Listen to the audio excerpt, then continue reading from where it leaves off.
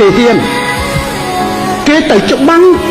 គេមិនស្មើនឹងរដ្ឋាភិបាលការពិតគេមិនបានទទួលនឹងការទុកចិត្តសម្រាប់មកអង្គុយនៅទីនេះទេក៏ប៉ុន្តែគេយកទ្រូងរបស់គេដើមទ្រូងរបស់គេទៅការពារប្រជាពលរដ្ឋយើងអង្គុយស្រុកនៅទីនេះ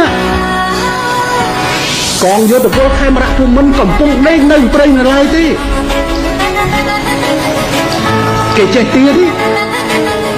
គេចេះនិយាយដល់យើងថាប្រាក់ខែវាត្រូវតែមានខោអាវវាត្រូវតែមានស្អីឥឡូវកងយោធពលខេមរៈភូមិន្ទ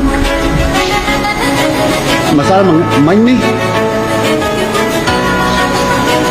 សម្ដេចក្រុងព្រះនិងខ្ញុំបានប្រជុំខាងយោធាទាំងព្រឹកទាំងល្ងាចគ្រាន់តែខោអាវក៏ខ្វះដែរដូរថាដូរវាមិនតាន់គ្រប់ទៅចោះអាសម្លៀកបំពាក់ចាស់នោះវាមិនតាន់មានទៅទៀតវាឡហើយខ្ញុំសូមជម្រាបថាខ្ញុំនិយាយយ៉ាងនេះខ្ញុំពុះពៀនណាដើម្បីនឹងនិយាយនៅទីនេះព្រោះខ្ញុំដឹងថាទាំងគេទាំងខ្ញុំចង់បានណាបើបូកសរុបទៅវា2000គិតត្រួសខាងហិរញ្ញវត្ថុគិត